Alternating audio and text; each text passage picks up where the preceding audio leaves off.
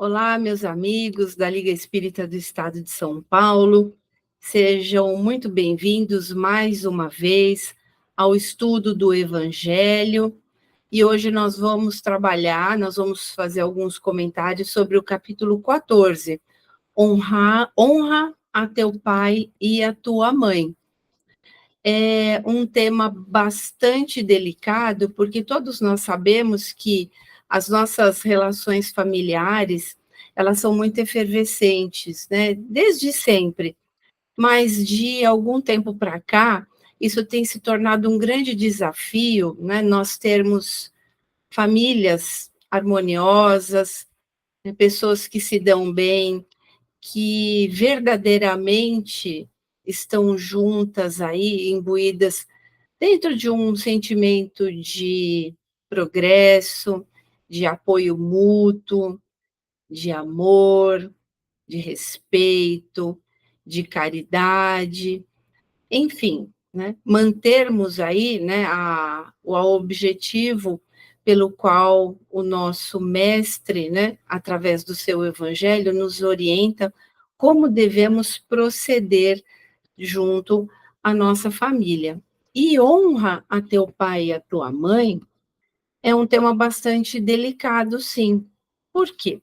Né? Então, o nosso evangelho, ele inicia aqui a nossa reflexão com o tema piedade filial. Eu deixei aqui achurado em azul alguns pontos importantes. Estes recomendo, né, que se faça a leitura depois aqui do nosso estudo, para que se possa ter as informações integralmente.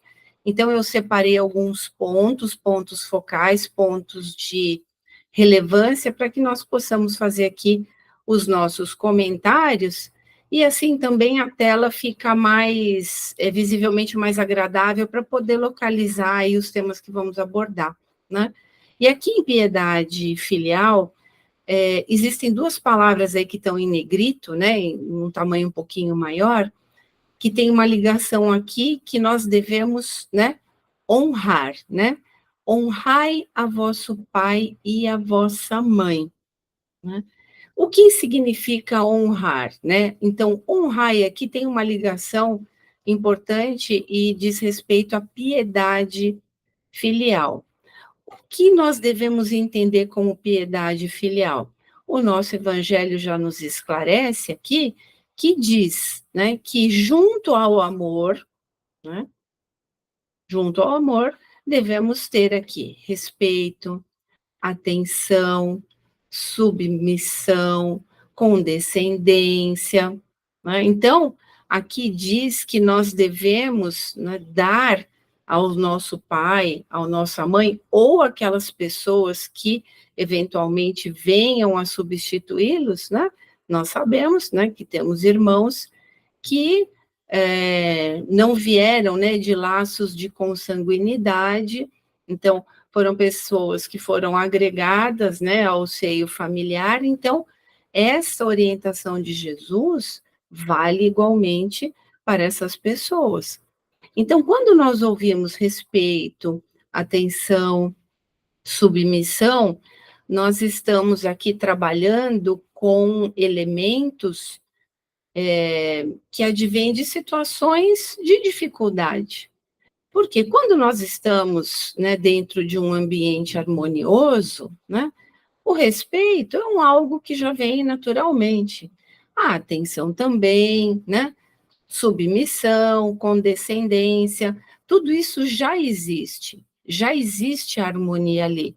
Então, quando Jesus, através aqui, né, dessa nossa leitura, nos recomenda, né, fortemente a situação da piedade, para que a gente se apiede dos nossos pais ou aqueles que venham a substituí-los, é porque isso vai causar em nós algum tipo de descontentamento, mas que vai exigir de nós, então, portanto, um algo a mais. Nós devemos ter aqui, e diz a nossa lição, né? Olha, o que envolve a obrigação de cumprir-se para com eles, de modo ainda mais rigoroso, tudo que a caridade ordena relativamente ao próximo em geral. E aí, falando em próximo, né, a nossa família, os nossos pais, são os nossos próximos, realmente mais próximos, né? Quando nós viemos aqui para a encarnação, né, o primeiro laço de carne que nós temos são com os nossos pais, né?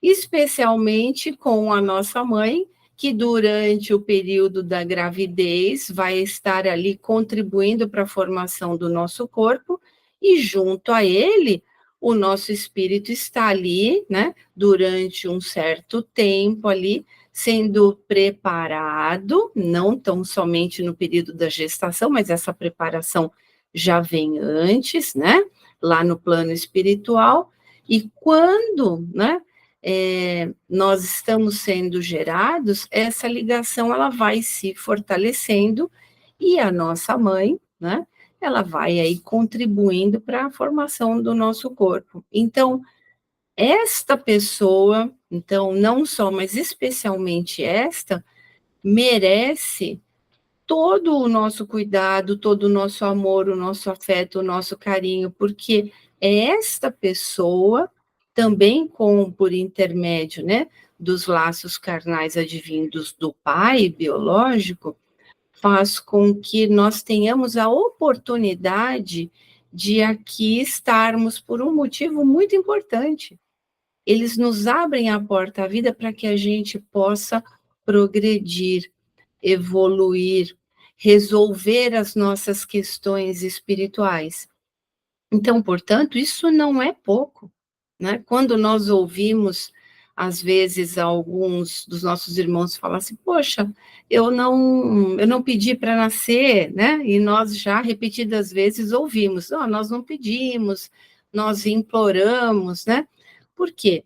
A necessidade da encarnação para o espírito reencarnante, ele é algo que nós precisamos resolver, assim, o mais rapidamente possível as nossas questões. Então, essa porta aberta à encarnação, né, ela é muito valiosa, porque através dela nós vamos ter contato com tantos quantos espíritos forem necessários na encarnação, para que nós possamos realizar, né, os nossos ajustes.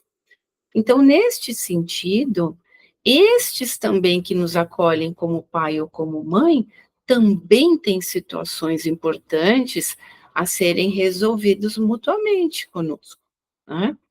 Então, nós não sabemos quem são esses espíritos, né? Agora encarnados, né? Quando encarnados, nós não sabemos exatamente quem são esses espíritos, mas nós sabemos, através aqui, né, do nosso evangelho, que temos um pai ou uma mãe, né, que contribuiu com a nossa geração, ou aquele que foi designado para isso, aquele que espiritualmente foi designado, né, para nos dar um apoio material, a sustentação, o auxílio, né, na nossa vida moral, para que a gente possa progredir. Então, como eu disse, isso não é pouco. E por isso que nós devemos a eles a honra e ter para com eles essa piedade filial. Porque assim como nós estamos aprendendo, eles também estão, né? Na medida em que nasce um filho, ou que um filho seja incorporado a uma família, a um laço familiar, né? Então, no momento que nasce um pai, nasce uma mãe, né? Quando uma criança ela é incorporada numa determinada família, né? Ali também está nascendo um pai e uma mãe. E ambos, né? Pai, mãe, filhos, têm suas responsabilidades, têm as suas incumbências, e existe um porquê eles estarem naquele núcleo juntos. Então, pensando na reencarnação, eles são o nosso primeiro contato, né, de fato, com a matéria, né, com esta encarnação. Mas Jesus também, através aqui do nosso evangelho, ele nos traz muitas outras informações, né, especialmente também no que se diz respeito a velhice. Porque todos nós, enquanto gozamos de saúde, gozamos de autonomia do corpo, então, enquanto o nosso corpo responde, né, aos nossos impulsos, né, mentais, enquanto existe essa harmonia, né, esse equilíbrio do corpo, né, nós temos aí muitas possibilidades de fazer coisas boas, né, ou não. Mas ele diz para nós que, especialmente na velhice, é exatamente nesse momento de vulnerabilidade, né, desse pai e dessa mãe, que nós devemos demonstrar e nos esforçarmos mais para trabalharmos a piedade filial. Então, assessorá-los nas dificuldades, né? Assim como eles, aqui bem diz, ó, como eles fizeram conosco na infância, né? Então, e aí ainda diz mais aqui para nós, que tanto mais mérito teremos, né? Quanto mais, olha, sobretudo para com os pais sem recursos, é que se demonstra a verdadeira piedade filial, né? Então, na medida em que existam restrições de ordem material, é aí que a gente tem que se esmerar nos cuidados para com eles, né? Então, e pensando nisso, né, o nosso evangelho mostra para nós, né, a gente precisa ter esse entendimento de quem são, né, quem é, então, a minha mãe, quem são os meus irmãos, né?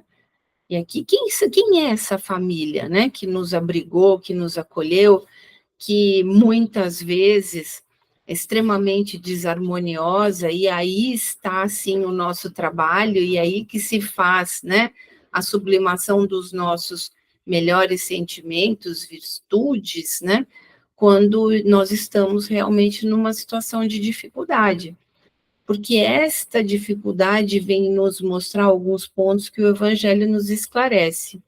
E aí, pensando nesse ponto de reflexão, eu vou ler um trechinho aqui para vocês, que não está achurado, mas é importante a gente entender que Jesus aqui nos traz uma informação muito importante. E aí, diz aqui a passagem: entretanto, tendo vindo a sua mãe e seus irmãos, e conservando-se do lado de fora, mandaram chamá-lo. Ora, o povo se assentara em torno dele e lhe disseram: tua mãe e teus irmãos estão lá fora e te chamam. Ele lhe respondeu: quem é minha mãe e quem são os meus irmãos? E perspassando o olhar pelos que estavam assentados ao seu derredor, disse: eis aqui a minha mãe e meus irmãos, pois todo aquele que faz a vontade de Deus, esse é meu irmão, minha irmã e minha mãe, né? Passagens aqui em São Marcos, né? E São Mateus. Jesus, como diz aqui, né? Já achurado em azul, ele não desprezava nenhum momento para que pudesse passar os nossos, assim, ensinamentos para nós. Aqui ele faz uma distinção, né? E quando nós lemos, né, essa passagem, fica para nós um pouco confuso, né? Mas para nós que já estamos aqui, né, vivenciando um pouquinho mais, né, a doutrina, né, que Jesus nos ensinou através aqui da doutrina espírita, nós sabemos que os laços, nós temos dois tipos de laços, né? O laço consanguíneo, mas o que Jesus quis mostrar para nós é que a nossa verdadeira família, né? A nossa verdadeira parentela, né? É a espiritual. Então, vamos entender isso. Então, não quer dizer que para com os nossos pais ou familiares encarnados, nós tenhamos que ter muitas dúvidas, né? Falando assim, poxa, eu vou simplesmente dar mais atenção para aqueles aos quais eu tenho afinidade, e aí, portanto, se imagina, né, se sugere, ou pelo achismo de alguns, podem até chegar ao ponto de dizer, não, esses com os quais eu tenho mais afinidade, eles compõem a minha parentela espiritual. São aqueles, né, aqueles espíritos que já vem jornadeando através das reencarnações, com aqueles que nós já sanamos todas as nossas dívidas, nós já realizamos todos os nossos ajustes, né? Isso, de uma certa forma, se faz verdade, sim, né? Aquele que nós já trabalhamos dentro, né, da forma em que, né, a gente ainda entende o que seja amor, boa parte do nosso trabalho já está realizado.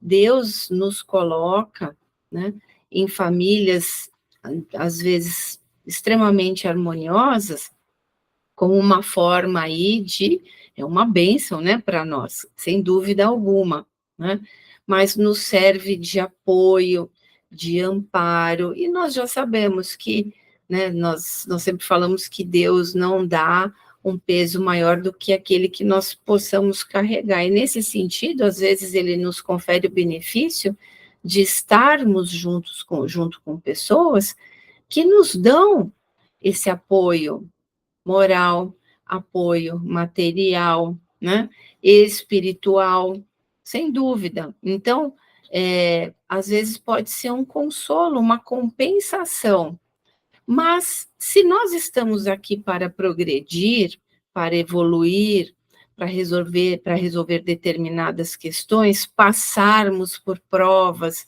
expiações, onde está então o nosso material de trabalho? Exatamente aqueles os quais nós temos dificuldades, né? E Jesus, ele veio de uma família, né, que o seu núcleo familiar, claro, o tinha, né, como filho, os pais, né, José e Maria, dispensavam eles todos os cuidados necessários, né, na condição que eles tinham de enxergar Jesus como um filho, e isso eles fizeram muito bem. Mas quando Jesus começou o seu trabalho, né, de trazer a mensagem a qual ele foi designado a fazer, né, cumprir a sua missão aqui entre nós, a família dele não compreendia muito bem, não compreendia. A família dele não entendia a missão dele. De uma certa forma, respeitava, mas às vezes até tinham determinados conflitos entre os parentes, né? E aí, outros espíritos, né, que não eram ligados diretamente, né, não havia um laço de consanguinidade, entendia melhor a missão de Jesus, o amava mais nesse sentido do que propriamente as pessoas do núcleo familiar dele, né? Então, nesse sentido, ele quis dizer, olha, quem são, né? Quem são a minha mãe e os meus irmãos?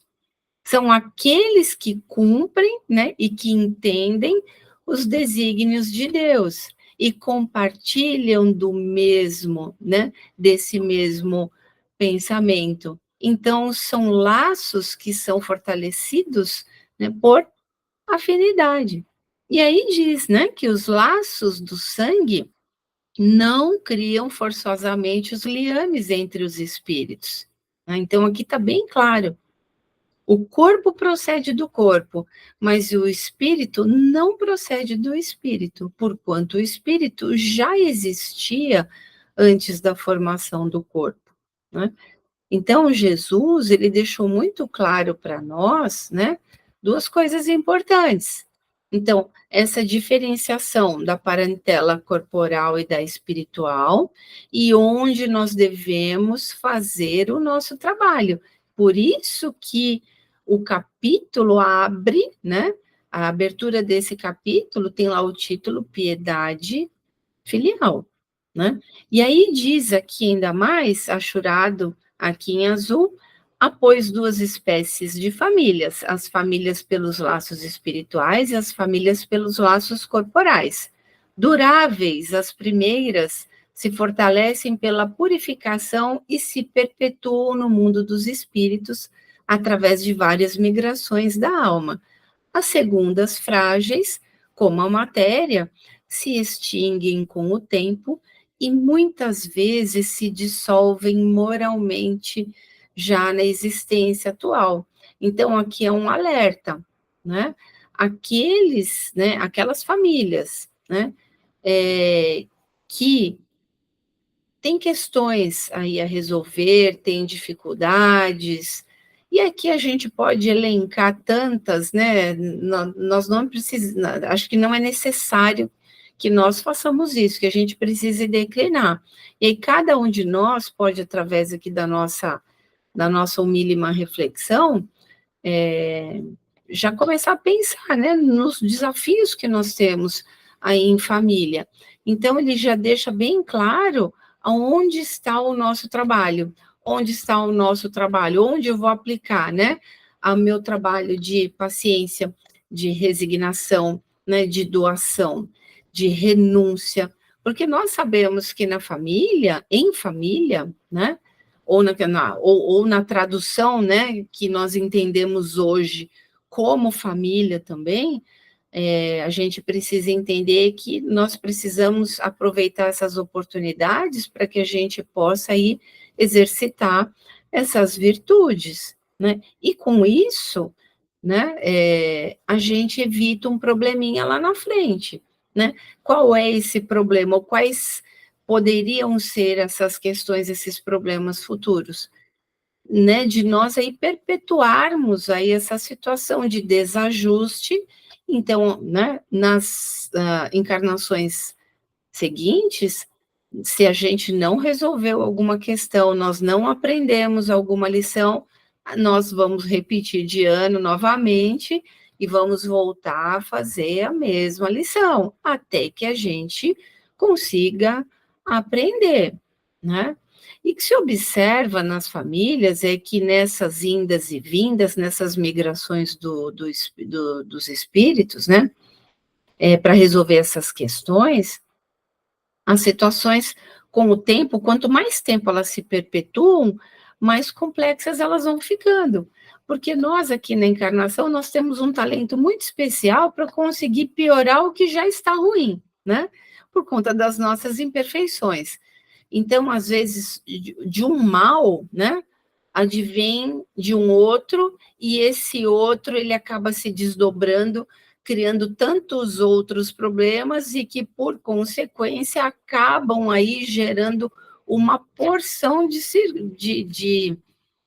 circunstâncias, que aí é como se nós fôssemos abrindo uma rede, uma teia de aranha, né? Algo que poderia ser resolvido, né, pontualmente, cada erro que a gente comete tem desdobramentos. Então, é como se fosse uma teia de aranha. A gente vai ampliando o nosso leque de compromissos com, né, aí a justiça divina. Então, idealmente, aquilo que nos é dado, que Deus nos deu, independente das circunstâncias, nós precisamos se esmerar em fazer o melhor que pudermos, né? Quanto ao outro, né? Se o outro tem para conosco também algumas questões, aí é um aprendizado, é uma lição do outro, né?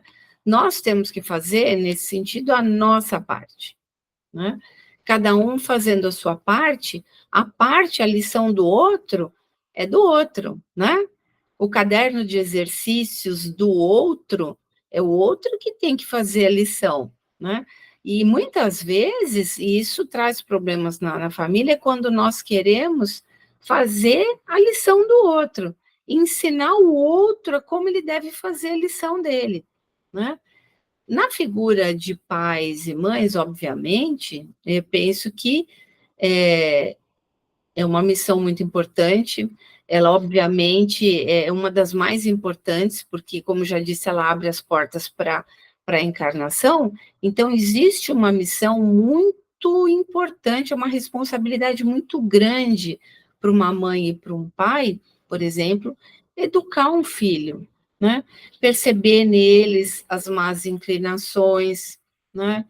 Então, é um trabalho muito difícil, porque se os espíritos estão juntos, eles estão juntos para que um possa apoiar, né, mutuamente os outros, ou um vem com a incumbência de colaborar com o progresso do outro.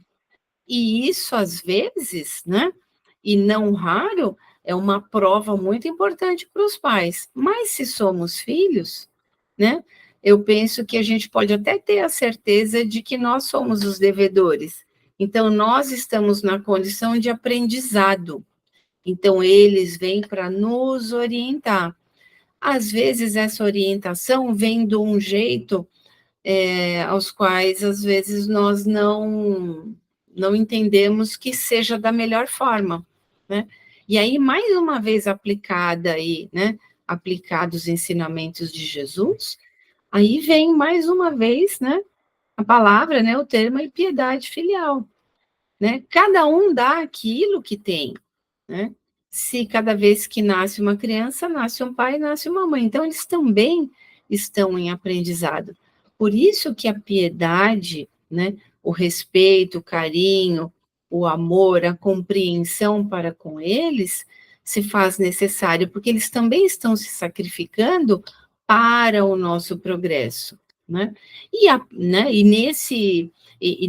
Nesse sentido, obviamente, eles também estão cumprindo, né, os desígnios de Deus, os quais foram aí elencados para eles resolverem aqui, né, na encarnação, né?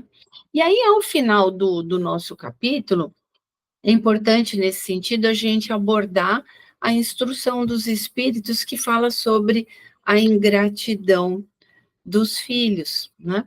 E existe pontualmente, né, essa instrução que veio aí, né, em Paris em 1862, né, através de Santo Agostinho, porque não raro, né, isso acontece nas famílias, porque é óbvio, se nós estamos em família para realizarmos ajustes, né, então, num ambiente onde é necessário realizar ajustes, então existem discordâncias, existem pontos de vista conflitantes, existem objetivos pessoais diversos, e nesse sentido os conflitos, né, vão ser, naturalmente, eles vão acontecer, né?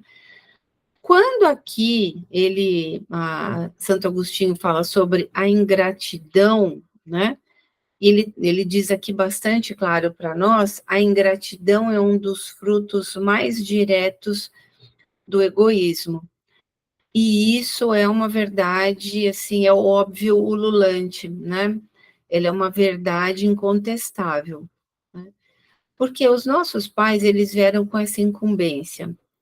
Eles, simplesmente pelo fato, né, de nos darem a vida, ou né, além de dar a vida, né, nos mostrar a vida, né, nos colocarmos aqui em condições, né, de enfrentarmos uma encarnação, só por isso eles já deveriam ter todos os méritos e nós não precisaríamos cobrar nada deles. Aliás, em nenhuma circunstância, né? Precisamos, enquanto filhos, fazermos isso. Então, a ingratidão é algo que é extremamente lamentável. E aí, claro, né? Tem a ver com o nosso egoísmo. O sentimento de ingratidão, ele está ligado ao egoísmo, porque o ingrato é aquele que não valoriza o que foi feito, né, por ele, né? Então, aqui diz, né, o Evangelho, revolta sempre os corações honestos, mas, dos filhos, ai dos filhos para com os pais, mas a dos filhos para com os pais apresenta caráter ainda mais odioso, em particular desse ponto de vista que devemos considerar para lhe analisar as causas e os efeitos. Nesse sentido, quando a gente fala de ingratidão, né, e quando nós precisamos, né, trabalhar em nós os nossos pontos fracos, né, os nossos pontinhos a melhorar, na relação, no peso da balança entre causa e efeito, às vezes nós temos muitas dúvidas em quem saber, né, quem é credor, quem é devedor. O filho ingrato, independente dele ter razão ou não, e essa razão também é algo que é uma percepção, porque nós não temos sabedoria para para compreender exatamente isso. Se assim fosse, nós teríamos a grandiosidade de Deus, né? E ninguém aqui tem essa pretensão. Mas, então, nós não sabemos, né? Nós aqui na encarnação, a gente não sabe exatamente como as coisas, né? Essa sabedoria divina, né? Que é o arquiteto, né, do universo, como é que ele montou, né? Juntou determinados espíritos para compartilharem ali de uma designada família aqui, né? Na encarnação. Nós não sabemos. Então, por isso que a ingratidão, ela é algo muito temeroso, porque a gente corre um grande risco da gente acabar assumindo, né, uma responsabilidade, né? O Evangelho fala muito disso, né? Ele elimina a palavra pecado, ele elimina a palavra culpa, e ele traduz tudo isso em responsabilidade, né? Eu não cometi um pecado, eu não sou culpado, não. Nós somos responsáveis. Então, nessa responsabilidade que nós temos para com a nossa família, né, ou para aqueles com os quais nós estamos envolvidos, né, dentro de um ambiente que chamamos de família, a gente não pode pensar nesse sentimento de ingratidão, nós não podemos ter ingratidão, nós precisamos ser gratos por tudo que nos é dado, do bom e do ruim. O bom, para todo mundo, é mais do mesmo, né? Excelente. Mas o ruim, porque o ruim, nós já temos um outro capítulo no Evangelho que fala, né, sobre esse ruim, que às vezes o remédio, né, o mal e o remédio, às vezes o remédio ele é um pouco amargo. Então, nós não sabemos, nós não temos condições de saber, né? Nós não temos a sabedoria divina para compreender, né, nessa arquitetura, né, do universo, qual é exatamente a nossa posição, né? Então, a ingratidão, ela realmente aqui diz muito claramente, né, que à luz do Evangelho, do Espiritismo, a ingratidão ela é extremamente condenável, né? E aqui, meus amigos, nós temos, deixa eu entrar aqui na próxima tela para dar continuidade. Então, nesse sentido, nós precisamos entender que a ingratidão, né, e isso fica bem claro aqui na lição, e ela dá continuidade ainda, né? Aqui, né, mostra que aqui ainda continua, né, a nossa leitura, mas é importante que a gente tenha isso em mente, né? O ponto focal aqui que o nosso irmão, né, o mentor espiritual trouxe para nós, é que nós devemos ser gratos por tudo, né? Por tudo, pelo bom, especialmente pelo ruim. O ruim, né?